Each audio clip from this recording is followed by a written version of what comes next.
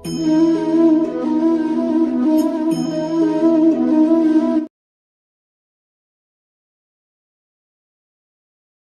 बार की बात है, भगवान राम और देवी सीता बैकुंठ धाम में अपने राजमहल में बैठे वार्तालाप कर रहे थे। हनुमान जी भी वही बैठे थे। वार्तालाप के बीच में माँ सीता भगवान राम से बोली, प्रभु, बहुत समय से धरती का चित्रण नहीं देखा। पृथ्वीवासी सब प्रकार से कुशल मंगल तो है ना? मैं सोच रही थी एक बार धरती का चित्रण मेरे समक्ष अंकित कर देते तो मैं धरती वासियों का हालचाल जान लेती। देवी सीता, आपको चिंतित होने की आवश्यकता नहीं है। मैं अभी आपको धरती का चित्र दिखाता हूँ। भगवान राम ने हवा में हाथ उठाया और धरती का चित्रण उनके समक्ष आ गया। धरती पर मनुष्य, जीव जंतु सब दिखाई देने लगे। उन्हीं के बीच हनुमान जी की नजर राम मंदिर में बैठे एक पंडित पर गई। राम सिया राम जय जय राम। राम सिया राम जय जय राम। हे प्रभु, हनुमान जयंती उत्सव आने वाला है। इस बार भक्तों का चढ़ावा आ जाए तो मुखिया जी मुझे अच्छे पैसे दे देंगे, वरना भक्तों का चढ़ावा कम आता है तो मुखिया जी भी पैसे देने में बहाना करते हैं। किस सोच में डूबे हो पंडित जी? क्या विचार किया है? हनुमान जयंती पर ऐसा क्या प्रस्तुत करोगे ताकि भक्तों की भीड़ लगी रहे? देखो पंडित जी, अब ये कथा कीर्तन सुनने कोई नहीं आता। एक दो भक्तों से कितना चढ़ावा इकट्ठा हो जाएगा ये आप भी जानते हो। और अगर इस हनुमान जयंती पर ज्यादा चढ़ावा नहीं आया तो फिर मुझे कुछ और ही सोचना होगा। वैसे भी आपकी उम्र हो चली है, अब आप राम मंदिर की जिम्मेदारी नहीं संभाल पाओगे। मुखिया जी, ऐसा न कहिए। गांव में राम मंदिर की पूजा करते हुए मुझे कई वर्ष बीत गए हैं और इसी मंदिर के कार्यभार के सहारे मेरा परिवार चलता है। लक्ष्मी बिटिया की शादी की बात पक्की कर दी है। अचानक ये मंदिर का कार्य छूट गया तो लक्ष्मी की शादी कैसे कर पाऊंगा? ठीक है, फिर हनुमान जयंती उत्सव आने तक ऐसी रौनक लगाना कि भक्तों की भीड़ दिन रात राम मंदिर में आती रहे। मंदिर में हनुमान जी की सोने की मूर्ति लगवानी है। इसके अलावा जितना चढ़ावा आएगा कार्य उतनी जल्दी संपन्न होगा। हे बजरंगबली, अब मैं क्या करूं कि राम मंदिर में भक्तों की भारी भीड़ उमड़ पड़े। हनुमान जयंती को तो अब आप ही कुछ कीजिए, मेरी सहायता कीजिए बजरंगबली। प्रभु, मुझे लगता है पुत्र हनुमान को सहायता के लिए जाना चाहिए। सीते, हम भी हनुमान को यही कहने वाले थे। पवन पुत्र, तुम इसी समय धरती लोक पर जाओ और पंडित जी की सहायता करो। उन्होंने तुम्हें सच्चे हृदय से पुकारा है। ठीक है प्रभु, मैं इसी समय धरती लोक पर पहुंच जाता हूँ। हनुमान, तुम्हें साधारण मनुष्य की भांति ही पंडित जी की सहायता करनी होगी और आवश्यकता पड़ने पर ही अपनी शक्तियों का उपयोग करना। श्री राम और माता सीता की आज्ञा पाकर हनुमान जी मनुष्य रूप में धरती लोक में पंडित जी के पास पहुँचे। जय श्री राम पंडित जी, मैं बड़ी दूर से आया हूँ। क्या कोई काम मिलेगा? आपकी अति कृपा होगी। काम? इस मंदिर में तुम्हें काम तो दे दूं, पर मेरे पास इतनी धनराशि नहीं कि तुम्हें तनख्वाह दे सकूं। पंडित जी, काम के बदले में आप मुझे रोजाना मंदिर के चढ़ावे के फल खाने को दे दिया करना। मेरे लिए वही काफी है। इसे काम पर रख लेता हूँ। मंदिर के कार्य में मेरी सहायता करेगा तो मुझे भी सहारा मिलेगा। अब ठीक है, तुम आज से ही मंदिर की साफ सफाई और पूजा की व्यवस्था का कार्य कर दिया करना। हनुमान जी मंदिर का सारा कार्यभार संभालने लगे। पंडित जी बदले में हनुमान जी को भगवान राम के प्रसाद में चढ़े फल खाने को दे दिया करते। हनुमान जी के आ जाने से पंडित जी को भी सहारा हो गया था। एक सुबह जब पंडित जी कथा कर रहे थे, हनुमान जी अपने असली रूप में आ जाते हैं और मंदिर में भजन गाते हुए नृत्य करने लगते हैं। आते जाते भक्तों की भीड़ लगनी शुरू हो जाती है। भक्त मंदिर में चढ़ावा चढ़ाकर और आशीर्वाद लेकर हनुमान जी के भजन और कीर्तन नृत्य का आनंद ले रहे थे।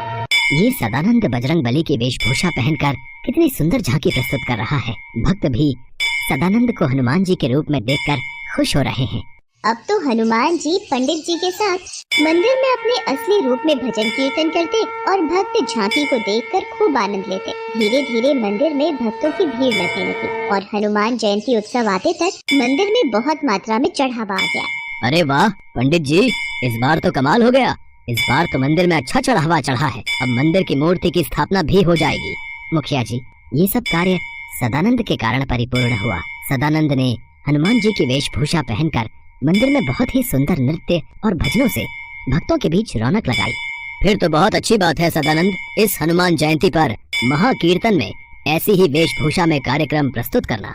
हनुमान जयंती उत्सव का दिन आ गया। हनुमान जी खूब नृत्य कर रहे थे। तभी आओ वीर सिंह, सुमित्रा, अच्छा हुआ आज तुमने वीर सिंह को भी उत्सव का न्योता दे दिया। पंडित जी, ये मेरा साला है। हनुमान जी की सोने की मूर्ति स्थापना में आज इसके भी शुभ हाथ लग जाएंगे। जीजा जी, हनुमान मूर्ति तो काफी भारी बनवाई है, बड़ी महंगी रही होगी।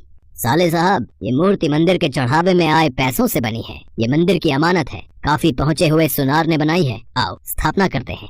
राम मंदिर में हनुमान जी की सोने की मूर्ति स्थापित हो जाती है और खूब धूमधाम से हनुमान जयंती का उत्सव होता है। पर अगले दिन, हे राम, हनुमान जी की मूर्ति कहाँ गई? मंदिर से मूर्ति चोरी हो गई। जीजा जी, हो ना हो, ये हनुमान जी की सोने की मूर्ति पंडित जी ने ही चुराई है और उनकी बेटी का ब्याह है और उन्हें पैसों की जरूरत है। तुम ठीक कह रहे हो वीर सिंह। पंडित जी को जब पुलिस पकड़ कर ले जाएगी तभी वो सच बोलेंगे, ऐसे उनके मुंह से सच नहीं निकलेगा। पुलिस को बुलाओ, पंडित को गिरफ्तार करेगी। इंस्पेक्टर साहब, असली चोर पंडित जी नहीं, मैंने ही मंदिर से मूर्ति चोरी की है। आप मुझे गिरफ्तार कीजिए, पंडित जी को नहीं। अरे सदानंद, तू ये क्या कह रहा है? तू ये सब क्यों कह रहा है? तू ये सब क्यों कर रहा है? इस चोर ने अपना गुनाह खुद ही कबूल कर लिया है। अरे गिरफ्तार कर लो इसे। इसे कड़ी से कड़ी सजा देना इंस्पेक्टर साहब। इसने चोरी की है, वो भी हनुमान की मूर्ति की। अच्छा हुआ चोरी का इल्जाम उस सदानंद पर आ गया। अब मैं इस मूर्ति को बेचकर ढेरों पैसा कमाऊंगा। अरे कौन है? कौन है? अरे ये कौन मुझे थप्पड़ मार रहा है? कोई सामने क्यों नहीं आता? मैं सदानंद के रूप में हनुमान हूँ, जिसे तूने गिरफ्तार करवाया। पुलिस के सामने तुझे सच बोलना होगा कि असली गुनाहगार तू है। तूने मूर्ति चुराई है और तू उसे बेचने वाला है। मत मारो, मत मारो, मैं पुलिस को सब सच बता दूंगा। मेरे मन में लालच आ गया था, मुझे छोड़ दो। वीर सिंह भागता हुआ पुलिस थाने पहुंचता है। इंस्पेक्टर साहब, मुझे बचाओ। सदानंद मतलब हनुमान जी मुझे पीट रहे हैं। मैं अपना गुनाह कबूल करता हूँ, मैंने ही हनुमान जी की मूर्ति चुराई है। वो तो बात सही है, पर तेरा दिमाग खराब हो गया है के? हैं? सदानंद तो सामने देख, जेल में बैठा है। वो तेरे पास कैसे आ सकता है? नहीं इंस्पेक्टर साहब, वो मेरे पीछे ही खड़ा है, वो मुझे पीट रहा है। मुझे जल्दी से जेल में बंद कर दो, मैंने अपना गुनाह कबूल कर लिया है। इतनी देर में पंडित जी और मुखिया भी गांव के सभी लोगों के साथ पुलिस स्टेशन पहुंचते हैं। इंस्पेक्टर साहब, सदानंद ने कोई चोरी नहीं की, इसे छोड़ दीजिए। वीर सिंह अपना गुनाह कबूल कर लेता है। सदानंद यानी हनुमान जी को पुलिस छोड़ देती है। तभी वहाँ भगवान राम और माता सीता प्रकट होते हैं। हनुमान, अब तुम अपने असली रूप में आओ और अपने भक्तों को दर्शन दो। जो आज्ञा प्रभु। जय श्री राम। सदानंद, साक्षात हनुमान। हे बजरंग बली, आप मेरे साथ इतने दिन तक रहे और मैं आपको पहचान नहीं सका। आपने मेरी इतनी सहायता की।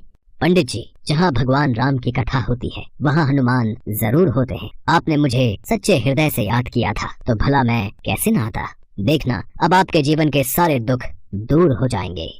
पंडित जी की आंखों में आंसू आ जाते हैं। पंडित जी और मुखिया जी समेत सभी गांव वाले हनुमान जी को सिर झुकाकर प्रणाम करते हैं। उस दिन के बाद मुखिया पंडित जी को कभी भी मंदिर से जाने के लिए नहीं कहता। हनुमान जी की कृपा से पंडित जी के जीवन में खुशियां आ जाती हैं और वो अपनी बेटी लक्ष्मी की शादी धूमधाम से कर देते हैं। सीतापुर गांव में एक बहुत पुराना हनुमान मंदिर था।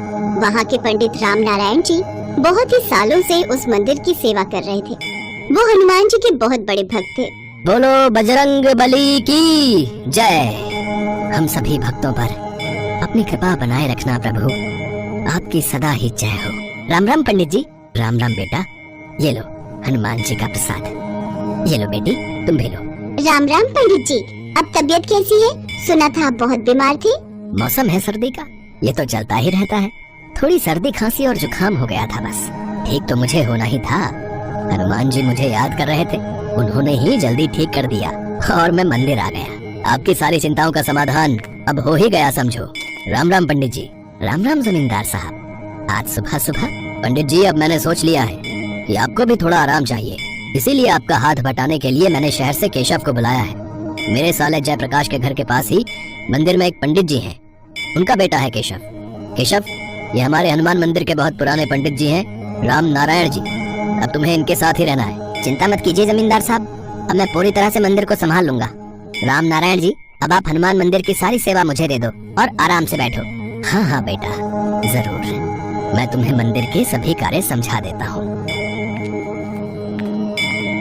ये साप्ताहिक आरती की सूची है। यहाँ इस दिन कथा वाचन होता है, किस समय कीर्तन होता है वगैरह सब कुछ इसमें विस्तार से लिखा हुआ है। प्रत्येक सप्ताह भंडारा भी आयोजित होता है। धीरे धीरे तुम सब सीख जाओगे। राम नारायण जी केशव को सब कुछ समझाते रहे और केशव ध्यान से सुनता रहा। हनुमान जी की मूर्ति बहुत सुंदर थी। उस पर सोने का मुकुट, गले में सोने की माला तथा सोने के अन्य आभूषण भी जड़े हुए थे। केशव का सारा ध्यान बस हनुमान जी के सोने के आभूषणों पर ही रहता था। उसके मन में सोने के आभूषण देखकर लालच उत्पन्न हो गया और वो आभूषण चुराने के लिए योजना बनाने लगा। ऐसा क्या करूं जिससे सांप भी मर जाए और लाठी भी ना टूटे। मुझे तो हनुमान जी की इस मूर्ति से आभूषण चुराने ही होंगे। बहुत महंगे आभूषणों से श्रृंगार किया हुआ है। बस मौका देखते ही ये आभूषण मुझे अपने कब्जे में ले ले। बस ऐसे ही रोजाना राम नारायण जी देर से मंदिर आए, फिर मेरे पास अच्छा मौका रहेगा। राम राम पंडित जी। पंडित राम नारायण जी नहीं आए क्या? हाँ, वो आजकल मैं मंदिर की काफी चीजें संभाल लेता हूँ ना, इसीलिए वो देर से आते हैं। कुछ काम था? हाँ, वो उन्होंने हवन की सामग्री लिखवाने के लिए बोला था। अच्छा, कोई बात नहीं, मैं लिख देता हूँ। केशव हवन की सामग्री लिख देता है। शुक्रिया पंडित जी, बहुत बहुत धन्यवाद। खाली धन्यवाद से काम नहीं चलेगा। कुछ दान दक्षिणा तो दो। मैंने इतना समय लगाकर सामग्री लिखी है, कम से कम 501 रुपया लूंगा। पर मेरे पास इतने पैसे नहीं हैं। पंडित जी ने तो कभी मेरे से इतने पैसे नहीं मांगे। अरे पंडित जी अब बूढ़े हो गए हैं, उन्हें क्या समझ कि कैसे काम चलाना है? हमें भी तो खर्चा पानी निकालना होता है। लाइए, दीजिए, दक्षिणा दीजिए। तभी पंडित राम नारायण आ जाते हैं और वो केशव को ऐसा करता देख लेते हैं। केशव, ये क्या कर रहे हो? ये ठीक नहीं। मंदिर में आज तक इस तरह से बेमतलब दान दक्षिणा कोई नहीं लेता, और अभी तो हमने हवन किया भी नहीं है, तो फिर किस बात के पैसे तुम ले रहे हो? जब हवन हो जाएगा उसके पश्चात ही हम दक्षिणा लेंगे, अभी इससे पहले कुछ नहीं, और वो भी इनके सामर्थ्य के अनुसार लेंगे। राम राम पंडित जी, बहुत बहुत धन्यवाद। मैं चलता हूँ। भक्त वहाँ से चला जाता है। केशव मन ही मन ईर्ष्या से भर जाता है और अब तो उसने ठान ही लिया था कि वो पंडित राम नारायण को रास्ते से हटा कर रहेगा। मुझे पंडित राम नारायण का कुछ करना ही होगा, वरना ये तो मुझे कुछ कमाने ही नहीं देगा। और फिर मुझे मंदिर के आभूषण चुराकर इनका पत्ता भी यहाँ से साफ करना है। मुझे ये काम जल्दी ही करना होगा। केशव हनुमान जी का मुकुट और बाकी के आभूषण चुराने के बारे में सोच चुका था। पंडित जी, आपकी तबीयत भी ठीक नहीं रहती। एक काम करता हूँ, शाम को मंदिर के द्वार ढकने की जिम्मेदारी मैं ले लेता हूँ। आप समय से घर चले जाया करो, वैसे भी सर्दी का मौसम हो रहा है। ठीक है बेटा, जीते रहो। पंडित राम नारायण शाम की आरती के बाद अब जल्दी घर जाने लगे। पीछे से केशव मौका तलाशने लगा और एक दिन उसे मौका मिल ही गया और वो हनुमान जी के मंदिर से आभूषण की चोरी करके वहाँ से भागने लगा। अरे अरे, कौन है? कौन है? छोड़ो मुझे, कौन है? केशव जैसे ही पीछे मुड़कर देखता है, साक्षात महावीर हनुमान उसके पीछे खड़े थे। अरे, मेरा मुकुट और मेरे आभूषण चुराकर कहाँ भाग रहा है? तुझे ऐसे थोड़ी जाने दूंगा। ला, मेरे आभूषण वापस कर। अरे अरे, तुम तो ऐसी वेशभूषा में हो जैसे सचमुच के हनुमान जी हो। मैं तुमसे डरने वाला नहीं हूँ, बताओ तुम्हें। मूर्ख, तू मुझे पहचान नहीं पा रहा है लगता है। तुझे अपनी शक्ति दिखानी ही होगी, तभी तो यकीन करेगा। अरे छोड़ो छोड़ो मुझे। अरे मुझे हवा में क्यों घुमा रहे हो? अरे छोड़ो। अरे अरे अरे, मुझे बचाओ बचाओ। केशव चिल्लाने लगता है। वो हवा में घूम रहा था। हनुमान जी मुझे छोड़ दो, मुझसे गलती हो गई। मैंने आपके मंदिर में चोरी की है। मैं आपके आभूषण आपको अभी दे देता हूँ, आप मुझे छोड़ दो। मैं जानता हूँ तुमने मेरे आभूषण और मुकुट क्यों चोरी किए, क्योंकि तुम मेरे प्रिय भक्त राम नारायण पर चोरी का इल्जाम लगाना चाहते थे ना। पर मेरे होते हुए मेरे किसी भी भक्त को कोई कष्ट नहीं पहुंचा सकता। मुझे क्षमा कर दीजिए हनुमान जी। सच तो यह है कि मैं ईर्ष्या से भर गया था। मुझे ज्यादा धन कमाना था, इसीलिए मैं राम नारायण जी को मंदिर से हटाकर खुद वहाँ रहना चाहता था। इसीलिए मैंने आपके मंदिर में चोरी की। मुझसे बहुत बड़ी भूल हो गई हनुमान जी, मुझे क्षमा कर दो। मैं आपसे ऐसी गलती कभी नहीं करूँगा। मैं पूरी श्रद्धा और भक्ति के साथ आपकी पूजा और भक्ति करूँगा। सबसे प्रेम से रहूँगा और कोई बेईमानी नहीं करूँगा। ठीक है, मैं तुम्हें क्षमा कर रहा हूँ। जाओ, ये मुकुट और आभूषण मंदिर में वापस रख दो और अपने कार्य को पूरी ईमानदारी से करो। केशव हाथ जोड़े खड़ा था। हनुमान जी वहाँ से अंतर्ध्यान हो जाते हैं। केशव की आंखों में पश्चाताप के आंसू थे। वो मंदिर में वापस जाता है और फिर से हनुमान जी को मुकुट और सारे आभूषण वापस पहना देता है। कहते हैं कभी कभी जब भक्त राह भटकने लगते हैं तो भगवान को उन्हें सीधे रास्ते पर लाने के लिए धरती पर आना ही पड़ता है। केशव को सबक मिल गया, उसे अपनी भूल का एहसास हो गया और अगले दिन से उसने अपने व्यवहार को बदला। वो भी पंडित राम नारायण की तरह मंदिर में पूरी श्रद्धा भावना से हनुमान जी की पूजा और भक्ति करने लगा। सपना एक विधवा है, उसकी 7 साल की बेटी है जिया, जो कि एक विकलांग है। पति की मौत के बाद वो काम की तलाश में थी। वो गांव के मुखिया के पास गई और बोली, मुखिया जी कुछ काम दे दीजिए, नहीं तो मैं और मेरी बच्ची भूखे मर जाएंगे। अब ठीक है, गांव में हनुमान जी का जो मंदिर है ना, उसमें तुम पंडित जी की मदद करना। मंदिर की साफ सफाई और पूजा का सारा सामान तैयार करना। उसके बदले में तुम्हें और तुम्हारी बेटी को 3 वक्त का खाना मिलेगा, साथ ही 1000 रुपए महीना। जी ठीक है। सपना अब रोज समय पर मंदिर पहुंचती और सारा काम करती। पंडित भी उसके काम से काफी खुश थे, लेकिन मुखिया के छोटे भाई सुधीर को ये बात पसंद नहीं आती, क्योंकि वो सारा दिन मंदिर में ही पड़ा रहता और मंदिर के लिए दिए हुए प्रसाद के पैसों से कुछ पैसे छुपाकर अपनी दारू पीने के लिए रख लेता। लेकिन सपना के होने से उसे परेशानी होने लगती है। वो बेवजह सपना पर चिल्लाता रहता ताकि वो ये काम छोड़कर चली जाए। मोर कहीं की, ये कोई वक्त है आने का? तेरे कारण पूजा और आरती में देर हो जाएगी। चल अब जल्दी सफाई कर। माफ कीजिएगा, बेटी को खाना खिलाने के चक्कर में देर हो गई। ऐसे ही दिन बीतते हैं। एक रोज मुखिया मंदिर में आता है और पंडित को कुछ पैसे देता है। अब इससे अच्छे फल खरीद कर लाइएगा, ठीक है? जी मुखिया जी। मुखिया वहाँ से चला जाता है। फिर सुधीर पंडित से वो पैसे ले लेता है और उसमें से आधे पैसे सपना को देते हुए कहता है, ए सपना इधर आ, ये ले 500 रुपए और बाजार से प्रसाद के लिए फल ले आ। लेकिन मुखिया जी ने तो 1000 रुपए दिए थे। वो सब देखना तेरा काम नहीं है, समझी? चल अब जा।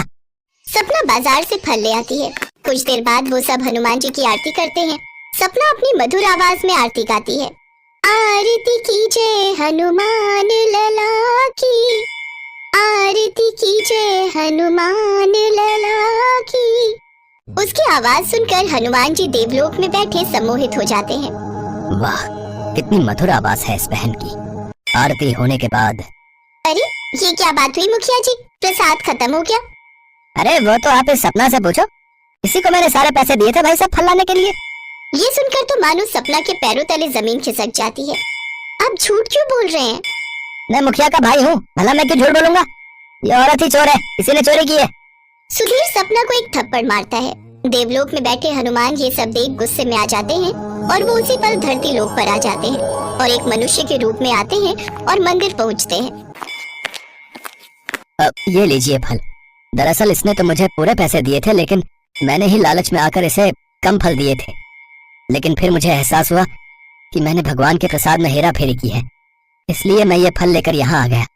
ये कहकर मनुष्य रूप में आए हनुमान वहाँ से चले गए। फिर सपना सबको वो फल प्रसाद के रूप में बांटती है। सपना भी घर आकर अपनी अपाहिज बेटी को वो फल खाने को देती है। ऐसे ही कुछ दिन बीत जाते हैं। एक रोज हनुमान जी की सोने की मूर्ति मंदिर से गायब हो जाती है। ये देख पंडित जोर जोर से चिल्लाने लगता है, अरे हनुमान जी की सोने की मूर्ति आखिर कहाँ गई?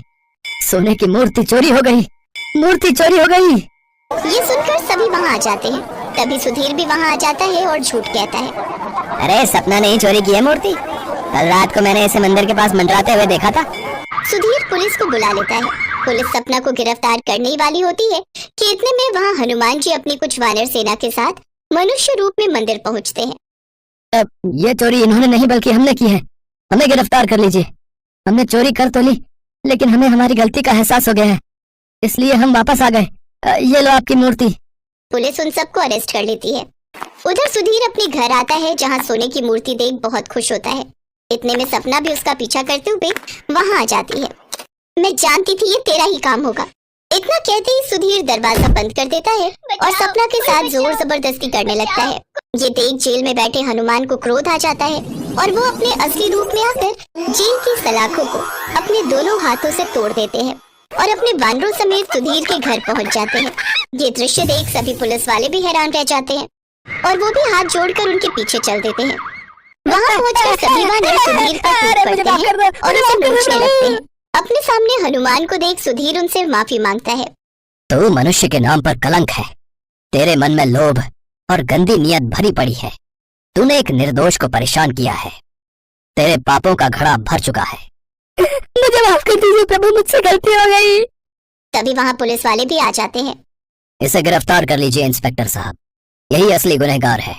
पुलिस वाले हाथ जोड़कर उनके सामने खड़े हो जाते हैं और हनुमान जी की सोने की मूर्ति को सुधीर के घर से उठा लेते हैं। साथ ही पुलिस सुधीर को जेल में पकड़कर ले जाती है।